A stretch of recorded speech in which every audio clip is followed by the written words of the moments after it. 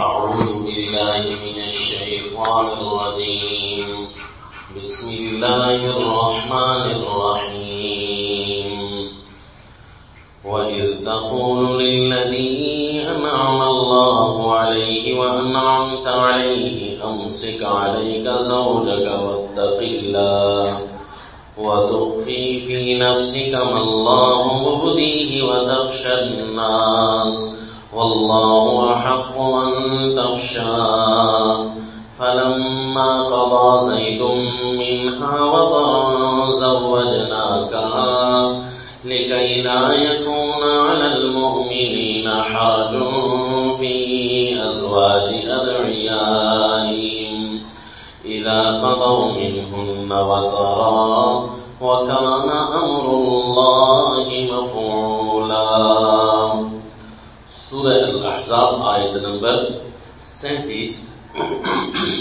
وصلی اللہ علیہ نبی الکریم.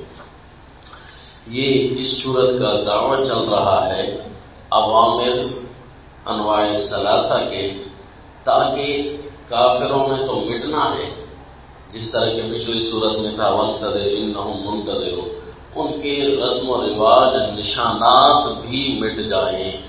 اللہ جس طرح ان کو مٹانا چاہتا ہے تمہارے ہاتھوں کے ذریعے، اسی طرح اللہ ان کے نشانات مٹانا چاہتا ہے، رسم و رواج ان کے مٹانا چاہتا ہے تمہارے ذریعے. لہذا یہ 3 قسم کے احکام کہ نبی نے وہ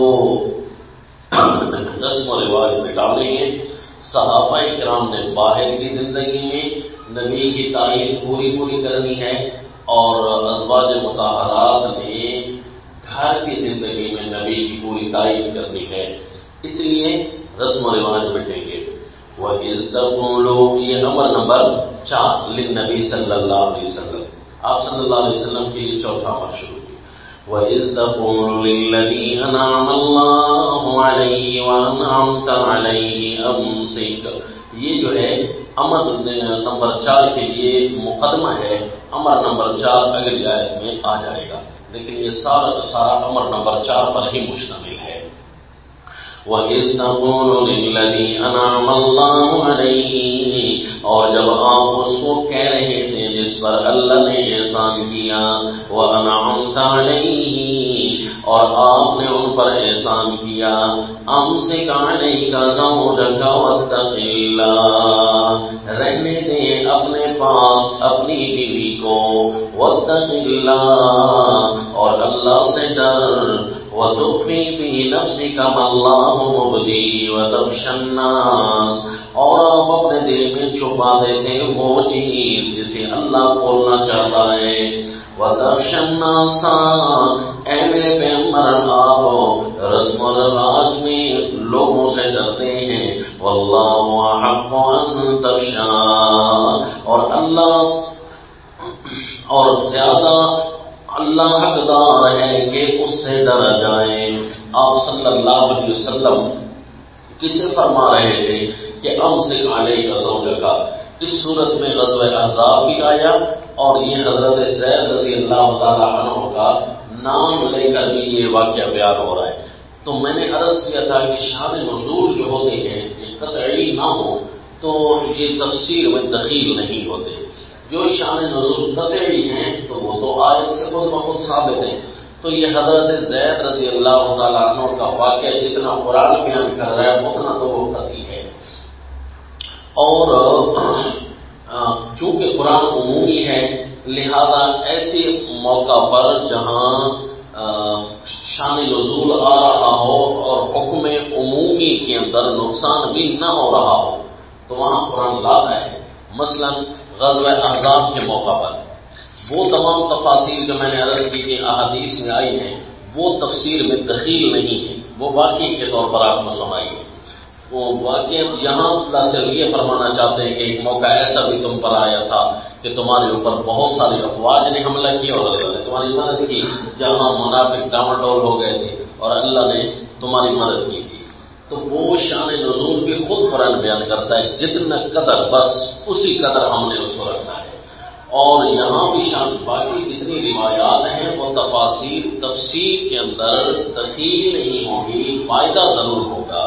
اس بات پر اجماع ہے مفسرین کا، رجحان ہے اس بات پر مفسرین کا۔ وَإِذْ تَقُولُ لِلَّذِي أَنْعَمَ اللَّهُ عَلَيْهِ، تو یہ حضرت زید کا چونکہ نام آیا تو بعین کی حدیث کا جو واقعہ ہے اس کا مطلب ہے قرآن کی پوری تائید ہوئی ہے۔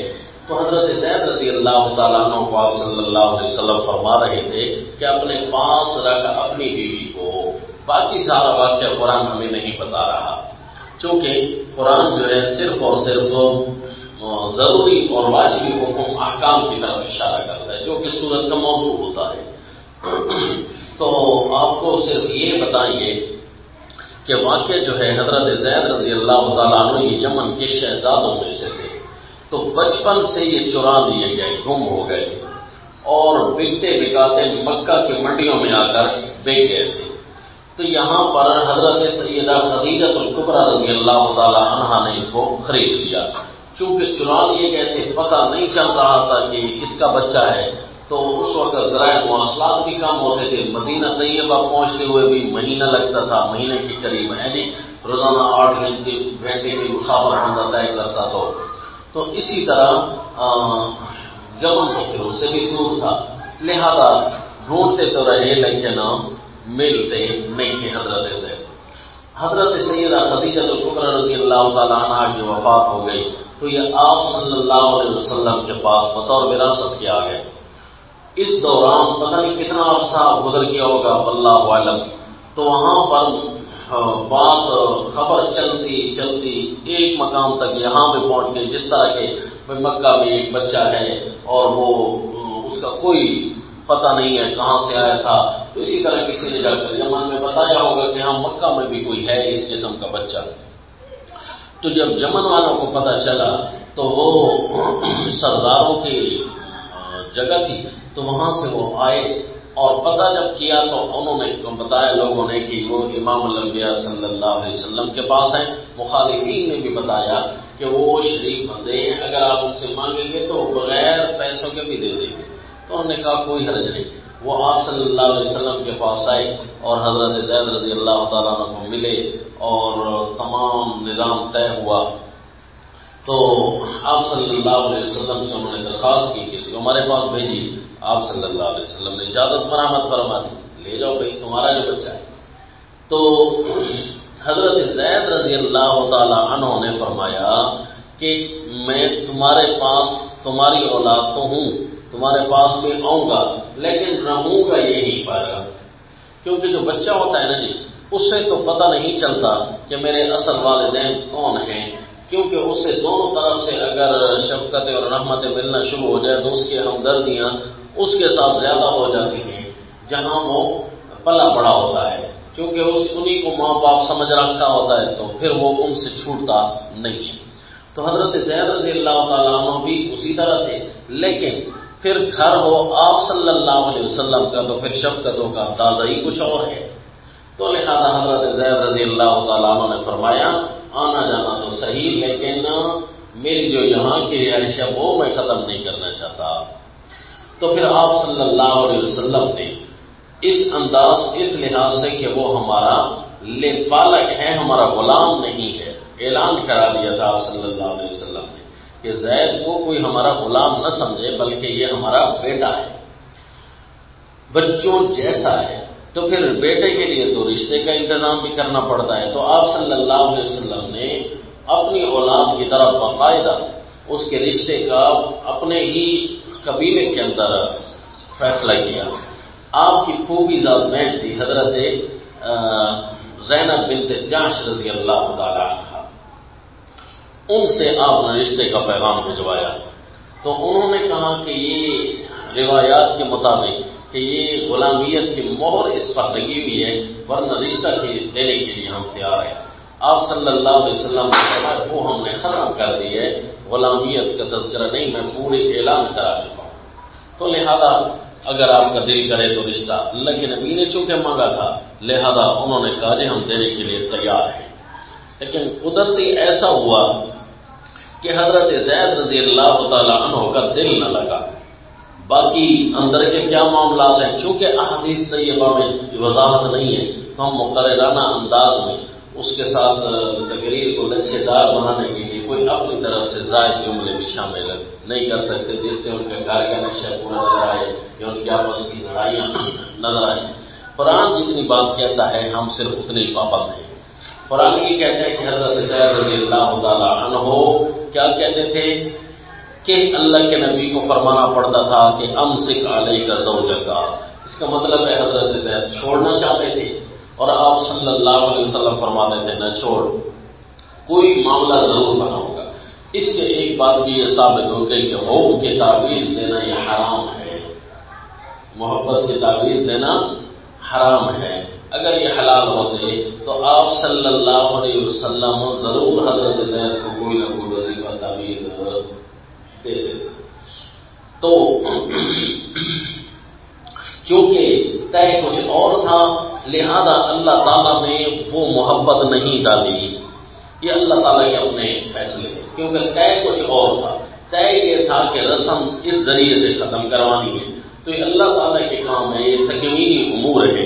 لہذا آپ صلی اللہ علیہ وسلم سے فرماتے وقت اللہ سے ڈر، بیوی اپنے پاس رکھ، یعنی بیوی کو سنبھالنے کا طریقہ یہ ہے کہ تقوی کو سامنے رکھیں۔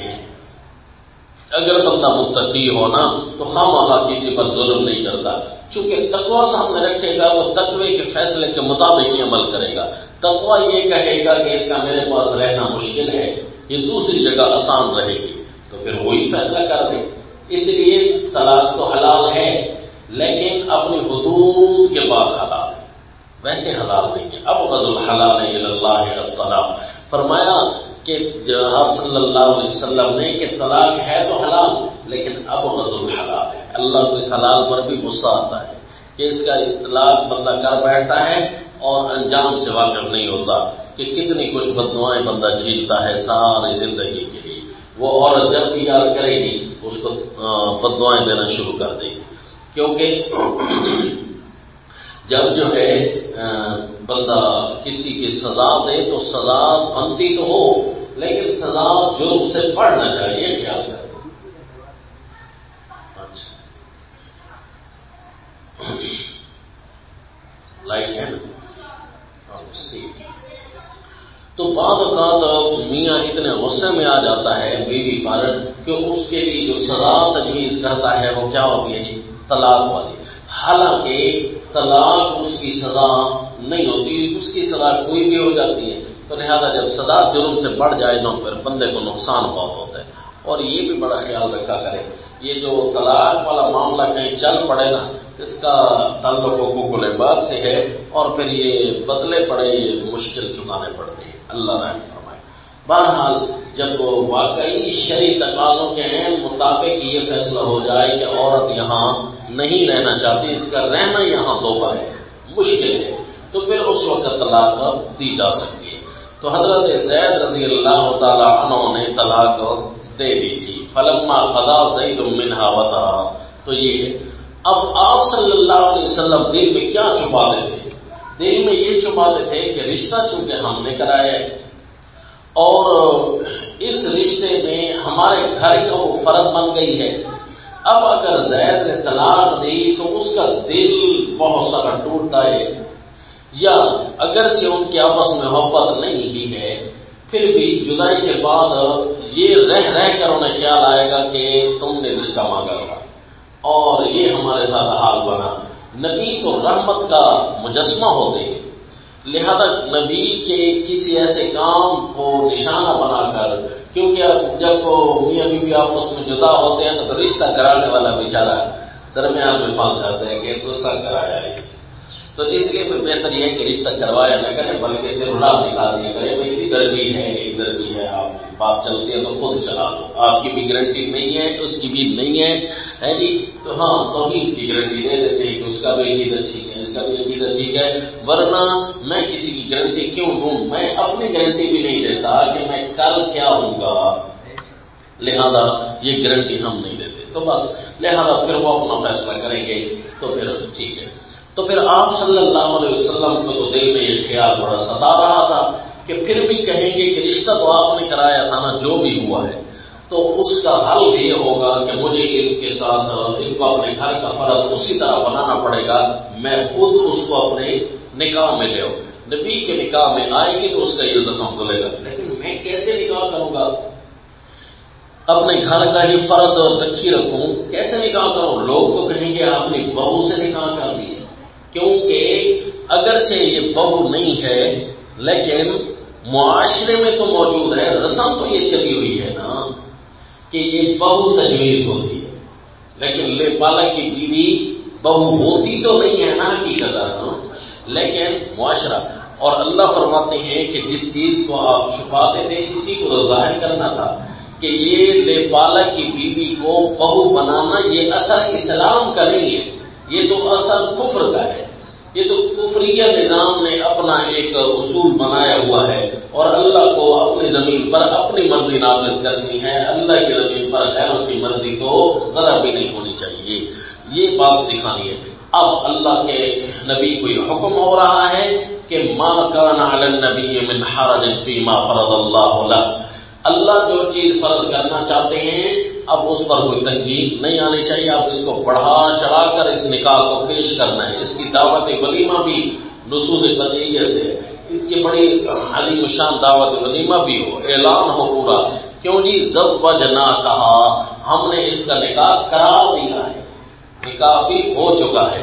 اور یہ اس حکم کا خلاصہ۔ وَإِذْ تَقُولُ لِلَّذِي أَنْعَمَ اللَّهُ عَلَيْهِ، اور جب آپ فرما رہے تھے اس کو جس پر اللہ نے انعام کیا ہے، وَأَنْعَمْتَ عَلَيْهِ، آپ نے بھی انعام کیا ہے، اللہ نے یہ بھی انعام کیا ہے کہ ان کو آزادی دلوا دی، آپ نے انعام کیا ہے کہ اپنا بیٹا بنا لیا، اپنے گھر کے فرد جیسا بنا لیا، یا اللہ نے انعام کیا ہے کہ وہ بکتے بکاتے کہیں اور چلے جاتے، اللہ ان کو نبی کے پاس لے آیا ہے، کتنا بڑا انعام ہے جی۔ امسک علیک زوجک، آپ اسے فرما رہے تھے اپنے پاس روک اپنی بیوی کو، واتق اللہ، اور اللہ سے ڈر، یعنی بہت تفصیل یہ ہے کہ بیوی پاس رکھنے کا صورت یہ ہونی چاہیے کہ بندہ تقوی کو سامنے رکھے، تو بس پھر کسی پر ناجائز ظلمات نہیں ہونے پائے گا۔ وَتُخْفِي فِي نَفْسِكَ مَا اللَّهُ مُبْدِيهِ وَتَخْشَى النَّاسَ وَاللَّهُ أَحَقُّ أَن تَخْشَىٰ، اور آپ چھپاتے تھے دل میں وہ چیز جسے اللہ ظاہر کرنا چاہتا تھا۔ وَتَخْشَى النَّاسَ، اب غلط قسم کی تفسیروں کے اندر یہ باتیں بھی آ گئی ہیں، یہود و نصارہ نے ان کو مشہور کرایا ہے کہ اللہ کے نبی کو اصل میں دل میں رشتہ پسند تھا، تو اس وجہ سے حضرت زید سے طلاق دلوائی، نعوذ باللہ، کیونکہ آگے لفظ ہے مَاللَّهُ مُبْدِيهِ، اللہ اس کو ظاہر کرنا چاہتا ہے، پھر اللہ نے وہ ظاہر کیا نا، کہاں ظاہر کیا؟ یہ اگلی آیت میں ظاہر، اگر اسی آیت کے اگلے حصے میں ظاہر ہو رہا ہے کہ زوجنا کہا، ہم نے آپ کی شادی کرا دی، یہ چیز دل میں چھپائی ہوئی تھی کہ میں شادی کروں گا تو کیا ہوگا، لوگوں وَتَخْشَى النَّاسَ وَاللَّهُ أَحَقُّ أَن تَخْشَىٰ، پھر لوگ کیا کہیں گے، یہ باتیں تھی۔ فرمایا آپ نے لوگوں سے نہیں ڈرنا، آپ ہم نے شادی کرا دی ہے، آپ نہیں، ہم خود کروائیں گے۔ وَتَخْشَى النَّاسَ، اللہ آپ لوگوں سے ڈر رہے تھے میرے پیغمبر، وَاللَّهُ أَحَقُّ أَن تَخْشَاهُ، احکام کے نفاذ میں اللہ ہی حقدار ہے کہ اس سے ڈرنا چاہیے۔ سورت کے شروع میں ہے اتق اللہ یا ایھا النبی اتق اللہ ولا تطع الکافرین والمنافقین۔ اور جی فلما قضى زید منها وطرا، اور جب حضرت زید نے ان سے اپنی غرض پوری کر لی، کون سی غرض جی؟ ایک جدائی والی، زوجنا کہا، ہم نے اس کی شادی آپ کے ساتھ کرا دی، لِكَيْ لَا يَكُونَ عَلَى الْمُؤْمِنِينَ حَرَجٌ فِي أَزْوَاجِ أَدْعِيَائِهِمْ، تاکہ یہ شادی کرا کر رسم مٹائی تاکہ آئندہ یہ رسم آگے نہ چلے، مومنوں پر کوئی تنگی نہ آ جائے، فی ازواج ادعیائہم، اپنے لے پالکوں کی بیویوں میں، ادعیہ دعویٰ، زبان سے چل نکلے گی ایک بات، مثلا بھول کر کسی کو کہہ دیا بیٹا ہے، یہ میرا بیٹا ہے، تو یا انہوں نے کہا ہوا ہو کسی کو اپنا بیٹا، تو پھر ہمیشہ ہمیشہ کے لیے ان کی عورتیں ان کے نکاح میں نہیں آ سکیں گی. بہت بڑی حالت ہے کائنات میں. بندہ صبح سے لے کر شام تک کتنے دفعہ چھوٹے کو کہہ دیتا بیٹا، تو پھر تو بڑا مسئلہ بن جاتا. اذا قضوا منهن وطرا، جب وہ لے پالک ان سے اپنی غرض پوری کر لی، یعنی جدائی والی. وکان امر اللہ مفعولا، اور ہے اللہ کا حکم بجا لانے والی چیز. مفعولا بجا لانے والی چیز. اللہ نے فرما دیا ہے میرے پیغمبر، لہذا یہ حکم بجا لانا ہے. ما کان علی النبی من حرج فیما فرض اللہ له، نبی پر کوئی بھی تنگی نہیں ہوتی جو ان چیزوں میں جو اللہ ان کے لیے مقرر کر دیتے ہیں. اللہ نے جو چیزیں مقرر کی ہیں کوئی نبی کو مشکل میں ڈالنے کے لیے کی ہیں؟ کہا نہیں، ایسی کوئی بھی چیز نہیں ہے جس کو اللہ نے نبی پر فرض کیا اور وہ مشکل والی ہو.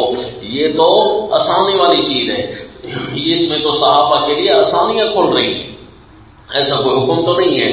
سنت اللہ فی الذین خلوا من قبل، مانا جی یہی دستور رہا ہے ان لوگوں میں جو آپ سے پہلے گزر گئے. کیا دستور رہا ہے کہ اللہ نے کوئی بھی ان پر احکام سخت نہیں بھیجے، ان کے اپنے فوائد کے مطابق ان پر احکام آئے تھے. وَكَانَ أَمْرُ اللَّهِ قَدَرًا مَّقْدُورًا، اور اللہ کا امر ہوتا ہے اندازے سے ٹھہرا ہوا، ایک صحیح اندازے سے ٹھہرا ہوا. اللہ کا کوئی حکم اللہ کی طاقت سے باہر نہیں ہوتا. کوئی حاکم حکم کر دیتا ہے نا، اس کے انجام اس کی طاقت سے باہر ہوتے ہیں. بھائی اس کا ریئیکشن کیا آئے گا یہ میری طاقت میں نہیں ہے، لیکن اللہ کے عوامل ایسے نہیں ہیں. قدرا مقدورا، جو اندازہ اور طاقت ہے وہ ٹھہرا ہوا ہوتا ہے. الذین یبلغون رسالات اللہ، الذین وہ لوگ فضائل رسول، الذین یبلغون رسالات اللہ، جو اللہ کے پیغامات پہنچاتے ہیں. ویخشونہ، اور اسی سے ڈرتے ہیں. ولا یخشون احدا الا اللہ، اللہ کے علاوہ اور کسی سے نہیں ڈرتے احکام کے نفاذ میں. وکفی باللہ حسیبا، اور اللہ ہے کفایت کرنے والا. کفا باللہ حسیبا، اللہ کافی ہو جائے گا آپ کو. لہذا دنیا کفر کے سامنے احکام کے نفاذ میں گھبرانا نہیں ہے، اللہ خود ہی آپ کے لیے کافی ہوگا. اللہ کافی نہیں ہے، الیس اللہ بکاف عبدا. اور کفایت کا معنی حسیب کے ساتھ کیا، اس کا اشارہ کر دیا کہ اللہ پھر دوسروں سے حساب بھی پورا لے گا. کفا باللہ حسیبا.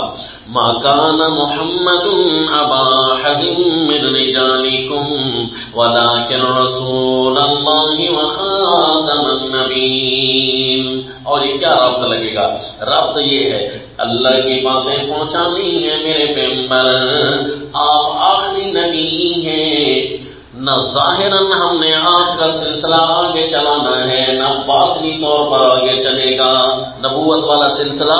نہ ظاہراً خاتم النبیین، یہ باطنی اعتبار سے کسی نے اب نبی نہیں بننا، آپ کا وارث کسی نے نبوت میں نہیں بننا. اور ظاہری اعتبار سے بھی مردوں میں کوئی آپ کا وارث نہیں ہے. نہ ظاہراً نہ باطناً آپ کا کوئی وارث ہے، لہذا آپ آخری نبی ہیں. اس تحریک کا اجرا آپ نے خود ہی کرنا ہے، باطل رسومات کو مٹانا ہے. اب جی کفر، قادیانی ازم، اگر اس کا معنی کوئی اور لے گا تو سارا نقشہ ہی بدل جائے گا، روابط بھی ان سے نہیں بن سکیں گے، ہے جی. وَلَٰكِن رَّسُولَ اللَّهِ وَخَاتَمَ النَّبِيِّينَ، تمام نبیوں کے آخری ہیں، اللہ کے رسول ہیں اور آخری ہیں تمام نبیوں کے. اچھا جی، خاتم، مہر کو بھی خاتم کہتے ہیں، لہذا اس کو اسم اعلیٰ سے تعبیر کیا. خاتم یہ اسم اعلیٰ ہے، مانا تمام نبیوں کے ختم کرنے والا اعلیٰ. وہ اعلیٰ کیا ہوتا ہے جی؟ مہر ہوتی ہے. وہ کیا ہوتی ہے جی؟ مہر. تو لہذا تمام نبیوں کی مہر ہیں جن کے ساتھ نبیوں نے اختتام میں آنا ہے. لہذا ایسا مہر والا معنی کر کے اختتام والا معنی تو خارج نہیں نہ کرنا چاہیے. اختتام والا معنی برقرار رہے گا. آپ نبیوں کی مہریں جن سے نبیوں پر اختتامی مہر لگے گی. سمجھا جی؟ اب یہ مطلب لے لینا کہ آپ نبیوں کی مہریں جس پر آپ مہر لگاتے ہیں وہ نبی بنتا جائے تو پھر لفظ ختم تو اندر سے ختم ہو گیا نا. خاتم کا معنی تو نہ رہا نا. خاتم کا معنی تو رہے. جس قدر کنایا ہوتا ہے کنایا اپنے اصل کو تو نہیں چھوڑتا. لہذا جو مہر ہوتی ہے جی وہ کب لگائی جاتی ہے؟ وہ مہر اس وقت لگائی جاتی ہے جب مضمون کے آخر میں لگائی جاتی ہے کہ مضمون ختم ہو چکا ہے، اب یہ وثیقہ تیار ہو چکا ہے، یا اس لفافہ کو وثیقہ کو بند کر کے اس کے اوپر مہر لگا دی جاتی ہے کہ اب اس مہر کو کوئی توڑے نہیں. بس یہ آخر تو یہ آخر میں لگائی جاتی ہے. مہر کا معنی شروع والا ہو ہی نہیں سکتا. سمجھا نہیں؟ وخاتم النبیین، اس لیے شیخ الہدر نے مانا کیا مہر سب نبیوں پر. خاتم النبیین، خاتم النبیین وکان اللہ بکل شیء علیما، اور ہے اللہ ہر ایک شے کو جاننے والا. لہذا جی خاتم النبیین کے معنی کو اندر بہت سارے لوگوں نے ایک لفظی پہیلی نکالی ہوئی ہے کہ حضرت عیسیٰ علیہ السلام نے آنا ہے. وہ اگرچہ نبی بن کر نہیں آئیں گے لیکن قادیانی کہتے ہیں کہ چلو ٹھیک ہے خاتم النبیین سب نبیوں سے آخر میں ہے تو کوئی نبی کی ذات بھی نہیں آئے گی، حضرت عیسیٰ علیہ السلام بھی نہیں آئے گی. تو وہ خاتم النبیین سے دوسری شرارت یہ نکال لیتے کہ اگر ختم والا یہ معنی کرو نا پھر حضرت عیسیٰ علیہ السلام کی ذات بھی نہیں آئے گی. لہذا ختم کا کیا معنی ہے؟ خاتم النبیین سب نبیوں سے آخر میں آنے والے آپ صلی اللہ علیہ وسلم ہیں. حالانکہ آخر میں آنے والے تو حضرت عیسیٰ علیہ السلام ہیں. نعوذ باللہ. ان کو کہو جی وہ نبی بن کر جب آئیں گے نہیں تو کیسے کہیں گے کہ سب نبیوں سے وہ آخر میں آئیں؟ تو لہذا کوئی نبی نہیں آئے گا نبی بن کر. لہذا خاتم النبیین کا معنی اپنی جگہ پر رہا. تو لہذا یہ معنی ہم کر رہے ہیں کہ سب نبیوں سے آخر میں آنے والا یا سارے نبیوں کی مہر. تو نبی تو ہو نا، کوئی ایسی شخصیت آپ لا کر دکھائیں کہ جو نبی ہو اور آخر میں آئے. تو کہتے ہیں حضرت عیسیٰ علیہ السلام تو وہ نبی نہیں ہوں گے، آخر میں آئیں گے تو وہ نبی نہیں ہوں گے، اور جب نبی ہوں گے تو اس وقت آئیں گے نہیں. بات ختم. لہذا کوئی شخصیت آپ لا کر دکھاؤ جو نبی ہو آخر میں آتے ہوئے تو وہ نہیں ہوگی نا. حضرت عیسیٰ علیہ السلام آئیں گے تو اس وقت نبی نہیں ہوں گے، اور جب نبی ہیں تو اس وقت آخر میں نہیں آئے بلکہ پہلے آ گئے. بس یہ لفظی پہلی کے اندر خامخواہ الجھانے کی کوشش کرتے ہیں. وَلَٰكِن رَّسُولَ اللَّهِ وَخَاتَمَ النَّبِيِّينَ وَكَانَ اللَّهُ بِكُلِّ شَيْءٍ عَلِيمًا. اس لیے ختم نبوت یہ قرآن کا فرض ہے اور یہ قرآن کا مسئلہ ہے. اب جو ہے بہت آسان ہے، میں پہلے بھی آپ کو بتا چکا تھا کہ اگر کوئی آپ سے اجرائے نبوت اور ختم نبوت پر بحث کرے کہ جی ختم نبوت ہے یا اجرائے نبوت ہے تو یہ بحث ہے دوسرے درجے کی. ان کو کہو اس بحث کا جو پہلا درجہ وہی بیان کر رہے ہیں. اس بحث کے اندر تو یہ پہلا درجہ ہے کہ جب آپ صلی اللہ علیہ وسلم آخری نبی ہیں تو آپ کے بعد کوئی نبی آئے گا یا نہیں، پہلے تو یہ بحث کریں. اگر بات کوئی نبی آپ ثابت کر چکے کہ آئے گا تو پھر ڈائریکٹ ختم نبوت کا معنی ختم ہے، پھر اجرائے نبوت ہوگی. جی جس طرح کے قادیانی نے ہمارے ساتھ کہا اجرائے نبوت اور ختم نبوت پر بات کرنا چاہتے ہیں جی، اور اب آپ کے ساتھ ہم نے اس کو کہا جی کہ آپ اس سے بحث سے کیا ثابت کریں گے، بالآخر ثابت کیا کرنا چاہتے ہیں. اس نے کہا میں یہ ثابت کروں گا کہ مرزا قادیانی نبی ہے. جب یہ آپ مان جائیں گے نا کہ اجرائے نبوت ہے تو پھر کوئی نہ کوئی نبی کو ڈھونڈنا پڑے گا نا، تو ہم مرزا قادیانی کو پکڑ لائیں گے کہ یہ نبی ہے. تو ہم نے کہا کہ ایک بات بعد میں جو طے کر رہے ہیں یہی پہلے کریں جو کہ قرآن کے لفظ کا مدعا بھی ہے کہ مرزا قادیانی نبی ہے کہ نہیں. پہلے اس پر گفتگو کر لیتے ہیں. اگر تو وہ نبی ہوا تو آپ کے ختم نبوت والا معنی ختم اور اجرائے نبوت مان لیں گے، حالانکہ اجرائے نبوت قرآن میں نہیں ہے. اگر مرزا قادیانی نبی نہ ہوا تو پھر ظاہر ہے پھر اس کے ہاتھ آنے والا دعوت جھوٹا ہوگا. تو آؤ ہم بات شروع کرتے ہیں اور دلیل میں پہلے کتاب اللہ سامنے رکھیں. کتاب اللہ کی کوئی آیت ایسی دکھا دو جس سے ثابت ہو کہ مرزا قادیانی نبی ہے. یا کوئی بھی ایسا جھوٹا بندہ آ سکتا ہے. اب اس کے ناپاک نام کو ہم کیوں خواہ مسجد میں بیٹھ کر تو چونکہ یہ ایک انٹرنیشنل فتنہ ہے نا, اسی لیے اس کا تذکرہ کر رہے ہیں. ورنہ کوئی بھی اس قسم کا کذاب آ جائے اور کہے میں نبی ہوں تو اس کو آپ کی دلیل قرآن سے نظر آئے گی تو آپ نبی ہیں. جس طرح ہمارے نبی صلی اللہ علیہ وسلم کی باتیں پچھلے نبی حضرت عیسیٰ علیہ السلام کی اپنی کتاب میں تھی کہ میرے بعد ایک نبی آئے گا وَمُبَشِّرًا بِرَسُولٍ يَأْتِي مِن بَعْدِهِ اسْمُهُ احمد, ان کی کتاب میں تھا. تو لہذا انجیل والوں کا ماننا فرض تھا کہ آخر نبی آئے گا. اسی طرح ہماری کتاب قرآن پاک کے اندر کوئی بھی ایسا نہیں موجود جس کے بارے میں یہ ہو کہ اس نے بعد میں بننا ہے. تو لہذا ہم قرآن کے بغیر کسی کی باتیں کیوں سنیں؟ قرآن کے بغیر کوئی چیز ماننی چاہیے. اگر قرآن سے نکلوانا چاہتے ہو تو پھر دنیا کفر تو بہت کچھ منوانا چاہتی ہے آپ سے. قرآن سے باہر ہم نہیں نکلتے. بس وہ ایسا دم دبا کر بھاگا کہ ابھی تک واپس نہیں آیا. اور ہمارا پوری دنیا کے اس کفرستان کو پورا چیلنج اسی طرح برقرار رہے گا ہمارا کہ جو بھی کذاب دجال آ کر یہ کہے کہ میں نبی ہوں تو پہلے اپنی نبوت پر دلیل دے. ختم نبوت اور اجراء نبوت تو تمہارے لیے بہت خواہ کا ایک ہتھیار کے طور پر استعمال کرتے ہو. اس سے پہلی چیز جب کوئی نبی مان لیا جائے گا تو نعوذ باللہ ثابت ہو جائے گا کہ ختم نبوت والا عقیدہ ٹھیک نہیں ہے, پھر اجراء نبوت ہے. سمجھا نہیں؟ اس لیے پہلے اس نبی کی نبوت کو ہم جانچیں گے. مرزا قادیانی بنسبت اس بات کے کہ وہ قرآن میں تو نہیں ہے کہ نبی ہے, یہ الگ نقطہ ہم بیان کرتے ہیں. قرآن میں تو نہیں ہے نبی ہے, وہ اس کی اپنی کتابوں سے بھی ثابت نہیں ہوتا کہ اس قسم کا بندہ نبی بن سکتا ہے. وہ اتنا شریف بندہ بھی نہیں تھا اپنی کتابوں میں. اصل تو ماننا تو قرآن کو چاہیے. بات تو قرآن کی کر رہی, وہ تو اپنی کتابوں سے بھی نہیں لگتا کہ وہ نبی ہے. یہ بھی اس بات کا دوسرا حصہ ہوگا کہ کتابیں مرزے کی ہوں اور ثابت ہو جائے کہ مرزا شریف انسان ہے, چہ جائے کہ نبی ہو, تب بھی بات بن جائے گی. کتابیں بھی اس کے اپنی ہو. اب وہ کہتے ہیں میں کیا ہوں, میں انسان کی جائے نفرت ہوں. اب خود بتائیں, اس کی کتاب ہے میں انسان کی میں کرم خاکی ہوں نہ آدم زاد ہوں, میں زمین کا کیڑا ہوں جو کہ سارے قادیانیوں میں داخل ہو کر ان کو تنگ کرتا ہے.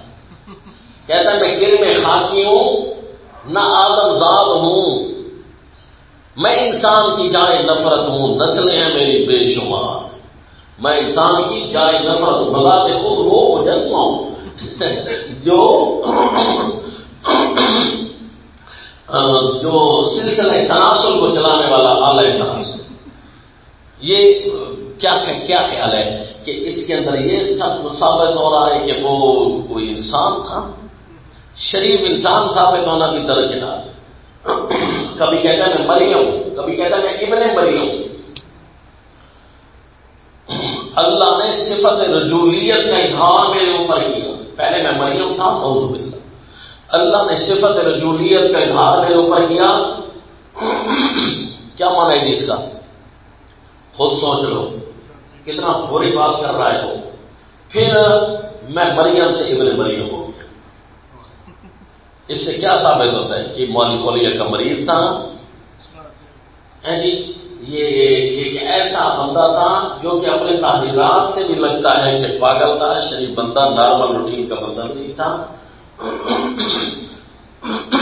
چاہیے کہ وہ نبی ہو. تو اس لیے حضرت ابوالکلام آزاد رحمہ اللہ کے ایک مشہور فقرہ تھا اس زمانے میں چلتا تھا کہ بینڈ تو ویسے گاڑی کو بھی سڑک پر چلنا الاؤ نہیں ہے. اس کی حالت یہ ہے کہ یہ شریف بندہ بھی نہیں ہے. اس کی حالت یہ ہے کہ یہ زبان کا اچھا بھی نہیں ہے, کردار کا بھی اچھا نہیں ہے, لوگوں کی زمینوں پر حملہ کرنے والا, لوگوں کی عزتوں پر حملہ کرنے والا اور جھوٹ بولنے والا, کذب پہ کذب, ہر وقت نئی پیش گوئی, پھر جھوٹ کو چھپانے کے لیے اور کا جھوٹ. یہ شریف بندہ بھی نہیں ہے. لیکن ہم کہتے ہیں کہ اگر کسی کو صداقت مل جائے صدیق اکبر جیسی، شجاعت مل جائے فاروق اعظم جیسی، حیا مل جائے عثمان غنی جیسا، اور بہادری مل جائے حیدر کرار جیسی، تب بھی کوئی کہے نا میں نبی ہوں، تب بھی ہم کہیں گے دجال ہے، کیونکہ نبی صلی اللہ علیہ وسلم نے بھی فرما دیا ہے اور اللہ نے بھی فرما دیا ہے خاتم النبیین، اللہ کے نبی نے فرمایا نا خاتم النبیین اللہ نبی بعد، میرے بعد کوئی نبی نہیں ہے، چاہے جائے اتنی بڑی عظمتوں والا بھی کوئی آ جائے گا وہ نبی نہیں بن سکتا، چاہے جائے کہ کرم خاکی نبی بنے، انسان کی جائے نفرت نبی بنے، ہے جی ایسی چیز۔ تو لہذا پر بہت آسان گفتگو ہے اگر آپ اس پر کرنا چاہیں، اور اگر آپ کتابوں کی بھول بھلیوں میں پڑ جائیں گے تو پھر خواہ ختم نبوت کے مسئلے کو آپ الجھا کر رکھ دیں گے۔ بس بنیاد یہ آپ نے بنانی ہے کہ کوئی نبی ہے یا نہیں ہے، فیصلہ قرآن سے کروانا ہے۔ اجرائے نبوت اور ختم نبوت کے بعد صراحتاً نبی ماننا ہے، یار کوئی عام سی بات تو نہیں ہے، صراحتاً، لہٰذا صراحتاً تو ہو ہی نہیں سکتا جی۔ تو لہذا ایک اور ایک دو ہوتے ہیں اور دو اور دو چار ہوتے ہیں، اتنی صراحت میں تو کچھ نہیں لکھا ہوا، لہذا وَلَٰكِن رَسُولَ اللَّهِ وَخَاتَمَ النَّبِيِّينَ، محمد صلی اللہ علیہ وسلم مردوں میں سے کسی کے باب نہیں۔ وہ جو روایات میں آتا ہے نا کہ کچھ بچے پیدا ہوئے تھے طیب طاہر قاسم، تو وہ بچپن میں ہی وفات پا گئے، یا تو ایک ہی بچے کے تین نام ہیں، ابراہیم طیب طاہر قاسم، یا چار نام ہیں، یا پھر الگ الگ یہ چار بچے پیدا ہوئے اور پھر فوت ہو گئے، اس کی کوئی صراحت نہیں ہے۔ تو وہ رجل بننے سے پہلے فوت ہو گئے، بچپن میں ہی چلے گئے تھے، اس لیے قرآن میں ما کان محمد ابا احد من رجالکم من اطفالکم نہیں فرمایا، وَلَٰكِن رَّسُولَ اللَّهِ وَخَاتَمَ النَّبِيِّينَ وَكَانَ اللَّهُ بِكُلِّ شَيْءٍ عَلِيمًا۔ اللہ کسی مردوں کا باپ کیوں نہیں بنایا؟ اے اللہ ان کو خاتم النبیین کیوں بنایا؟ فرمایا ہر شے میں اللہ کو پتا ہے، اللہ یعلم حیث یجعل رسالتہ، اللہ کو پتا ہے رسالت کہاں رکھنی ہے۔ وَلَٰكِن رَّسُولَ اللَّهِ وَخَاتَمَ النَّبِيِّينَ۔ اچھا جی، اس لفظ کے اندر ہے کہ اللہ کے رسول ہیں آپ اور خاتم النبیین ہیں۔ جس طرح خاتم النبیین ہونا مستقل لقب ہے رسول اللہ صلی اللہ علیہ وسلم کا، لگتا یہ ہے کہ رسول اللہ یہ بھی مستقل لقب ہے آپ صلی اللہ علیہ وسلم کا اپنا ذاتی، پھر باقیوں کو کیا رسول بھی نہیں کہنا؟ اس آیت کا اندازہ تو یہ بتا رہا ہے، تو یاد رکھنا جی مستقل رسالت آپ صلی اللہ علیہ وسلم کی ہے، باقیوں کو رسول کا اعزاز ہے بحیثیت فقط رسول ہونے کی، اور آپ صلی اللہ علیہ وسلم کو رسول کا اعزاز ہے رسولوں کے رسول ہونے کی۔ کیوں جی؟ کہ قرآن میں سورہ آل عمران کے اندر آیت نمبر 81 میں باقاعدہ طور پر اللہ تعالیٰ نے تمام انبیاء سے یہ وعدہ لیا ہے کہ لما آتیتکم من کتاب و حکمہ ثم جاءکم رسول، جب میں تمہیں دوں دانائی اور نبوت اور تمہارے پاس پھر رسول آ جائے تو پھر تم نے اس پر ایمان لانا ہے، یعنی وہ تمہارا بھی رسول ہوگا۔ تو اس لیے مستقل رسالت جو ہے یہ آپ صلی اللہ علیہ وسلم کا ہی لقب ہے۔ وَلَٰكِن رَّسُولَ اللَّهِ وَخَاتَمَ النَّبِيِّينَ وَكَانَ اللَّهُ بِكُلِّ شَيْءٍ عَلِيمًا۔ اس لیے میرے پیغمبر یہ رسم آپ نے مٹا دینی ہے۔ اذکروا اللہ ذکرا، یہ امر نمبر 4 تھا نا، یا ایھا الذین آمنوا اذکروا اللہ ذکرا کثیرا وسبحوہ بکرۃ واصیلا۔ اس کا مطلب بڑی دیر بعد جاگا ہے،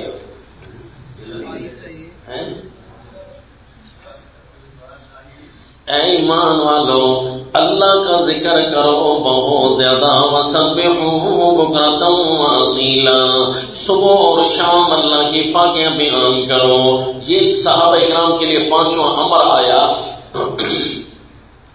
اس امر میں حالانکہ شادی کے بعد ولیمے والا امر تھا، لیکن یہاں پر صحابہ کرام کو اللہ کا ذکر کرنے کا حکم دیا، یاد کرنے کا، جس طرح کہ اللہ کی باتیں نبی یاد کرے گا اور نبی پر پہنچانا ضروری ہے، تمہارے اوپر بھی پہنچانا ضروری ہے۔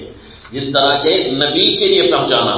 یا ایھا الذین آمنوا اذکروا اللہ ذکرا کثیرا وسبحوہ بکرۃ واصیلا هو الذی یصلی علیکم وملائکتہ لیخرجکم من الظلمات الی النور. وہ یہ اعلان فضیلت ہے صحابہ اکرام کے لیے جنہوں نے نبی کی تعریف کی ہے. جس طرح کے اگلے حکم میں آپ صلی اللہ علیہ وسلم کے لیے اعلان فضیلت آئے گا. وہ اللہ خصوصی رحمتیں بھیجتا ہے تمہارے اوپر آپ بیان احکام کی وجہ سے. اس کا مطلب ہے جو اللہ کی زمین پر اللہ کے قانون کو نافذ کرتے ہیں خصوصی طور پر اللہ کی رحمت میں ہوتے ہیں. وَمَلَائِكَتُهُ اور اللہ کے فرشتے تمہارے لیے رحمت کی دعائیں کرتے رہتے ہیں. لِيُخْرِجَكُم مِّنَ الظُّلُمَاتِ إِلَى النُّورِ تم احکام اللہ کے بیان کرو گے دنیا کے اندھیروں سے نکل کر ایک اللہ کی روشنی کی طرف آؤ گے. اور جس طرح سورہ نور میں تھا اللہ نور السماوات والارض احکام بھیج کر اللہ تمہیں روشن زندگی دینا چاہتا ہے. وَكَانَ بِالْمُؤْمِنِينَ رَحِيمًا اور ہے اللہ مومنوں پر بڑا مہربان کہ خصوصی رحمت کی احکام کے ذریعے. تحیتهم یوم یلقونه سلام وأعد لهم اجرا کریما ان کی آپس کی دعا یوم یلقونه جس دن وہ ملیں گے اس کو کیا آپس کے ان کی ملاقات ہوگی آپس کی دعا کیا ہوگی سلام بچ گئے عربی میں تو ہوگا نا سلام اور اس کا معنی کیا ہوگا بچ گئے یعنی اللہ کے احکام ہم نے چلائے تھے زمین پر ہم بچ گئے. وَأَعَدَّ لَهُمْ اب ربط لگیا نا جی ایک تحیتهم کا کیا ربط ہوگا. وَأَعَدَّ لَهُمْ أَجْرًا كَرِيمًا يَا أَيُّهَا النَّبِيُّ إِنَّا أَرْسَلْنَاكَ شَاهِدًا وَمُبَشِّرًا وَنَذِيرًا. آپ صلی اللہ علیہ وسلم کے لیے کون سا حکم جی؟ پانچواں حکم ہے میرے پیغمبر اے نبی ہم نے آپ کو بھیجا ہے حق بیان کرنے والا شاہدان بیان کرنے والا بتانے والا کیونکہ گواہ بھی اپنی گواہی بیان کرتا ہے اس لیے بیان کرنے والا آپ کو بنا کر بھیجا ہے. وَمُبَشِّرًا اور گواہ کے لیے ضروری نہیں ہوتا کہ وہ سامنے ہو واقعہ کے تب جا کر وہ گواہی دے گا بلکہ گواہ وہ بھی گواہی اس کی کافی ہوتی ہے جو کسی واقعے کی حقانیت بیان کر دے. بھئی اس کی گواہی ٹھیک ہے. مثلا شاہد من اہلہا جس طرح عزیز مصر کی سامنے گواہی دینے والے نے گواہی دی بیان کیا بیان کرنے والے نے کیا دی کہ اس معاملے میں دیکھو ایک نشانی آپ کو بتاتے ہیں اگر کرتا آگے سے پھٹائے تو پھر حضرت یوسف علیہ السلام کی نعوذ باللہ ہوتی اگر کرتا پیچھے سے پھٹائے کیونکہ کرتے کا پھٹنا تو مشہور ہو چکا ہے نا اس کا مطلب اس عورت کی غلطی ہے. اب وہ سمجھ آ گئی کہ بیان کرنے والا مراد ہے. گواہ کے لیے یہ ضروری نہیں کہ وہ وہاں سامنے موجود ہو گواہ کے لیے یہ ضروری موجود ہے کہ اس کے پاس قطعی دلیل ہو. تو لہذا اللہ کے نبی گواہ ہوں گے امت بھی گواہ ہوگی ان کے پاس قطعی دلیل ہوگی.